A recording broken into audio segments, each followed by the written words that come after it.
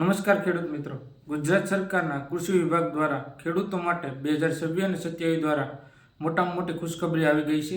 ખેડૂત પોર્ટલ ઉપર એક સાથે 42 અલગ અલગ જગ્યાઓ પર ખેતીવાડી યોજનાના ફોર્મ શરૂ થવા જઈ રહ્યા છે। તમે ખેતી માટે tractor, solar pump, pipeline, borewell, ખેતીના સાધનો કે બીજા અન્ય સાધનો માટે સહાય મેળવવા માંગતા હોય તો આ વિડીયો તમારા માટે ખૂબ જ ઉપયોગી છે। આ વિડીયોમાં હું બતાવીશ કે કઈ કઈ યોજનાઓ ફોર્મ શરૂ થવા જવાના છે, કોણ અરજી કરી શકે, કેટલી સબસિડી મળવા પાત્ર છે અને કયા કયા ડોક્યુમેન્ટની જરૂર છે।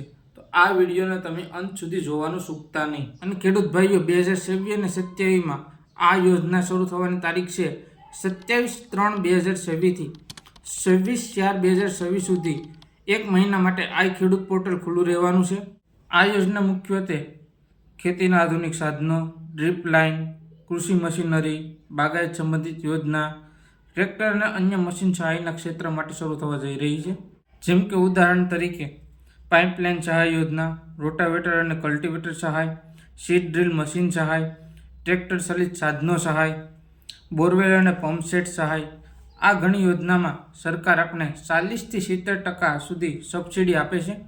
ખેડૂત ભાઈઓ, આ યોજનાનો લાભ લેવા માટે અને આ અરજી કરવા માટે શું શું જરૂરી છે તે હું તમને જણાવી દઉં કે અરજદાર છે એ ગુજરાતનો ખેડૂત હોવો જોઈએ, તેના નામે ખેતી જમીન હોવી જોઈએ, આધાર કાર્ડ અને બેંક ખાતું જરૂરી છે અને આ ખેડૂત પોર્ટલ ઉપર ઓનલાઈન અરજી કરવી ફરજિયાત જરૂરી છે। તો ખેડૂત મિત્રો, તમારા મગજમાં એક પ્રશ્ન ઉદ્ભવતો હોય કે અરજી ક્યાં કરવી અને કઈ રીતના કરવી, તો જરાય તમારે મૂંઝાવાનું થતું નથી। હું તમને જે રીતના સ્ટેપ કહું તે રીતના ફોલો કરી લેજો।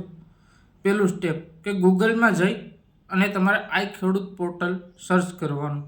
આ ખેડૂત પોર્ટલ સર્ચ કરો એટલે એ વેબસાઇટ ખુલશે। તે વેબસાઇટની અંદર ટચ કરશો તો વેબસાઇટ ખુલે એટલે એ વેબસાઇટની અંદર તમારે યોજનાની અંદર જવાનું।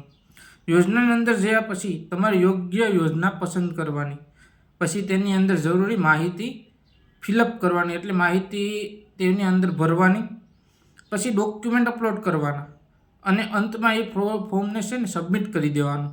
અને આ પ્રક્રિયા તમારા નજીકના સેન્ટર, CSC સેન્ટરમાં પણ જઈને કરી શકો અથવા તો તમારા મોબાઈલની અંદર પણ તમે કરી શકો। આ યોજના માટે પોર્ટલ છે એ મર્યાદિત સમય માટે ખુલ્લું રહેશે, તેથી બધા ખેડૂત ભાઈઓને વિનંતી છે કે સમયસર અરજી કરી લો, જેથી સહાયનો લાભ તમે વહેલી તે પહેલા સમયે મેળવી શકો।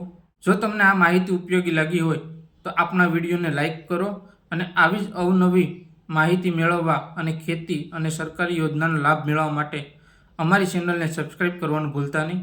જય હિન્દ, જય ભારત, જય જવાન, જય કિસાન।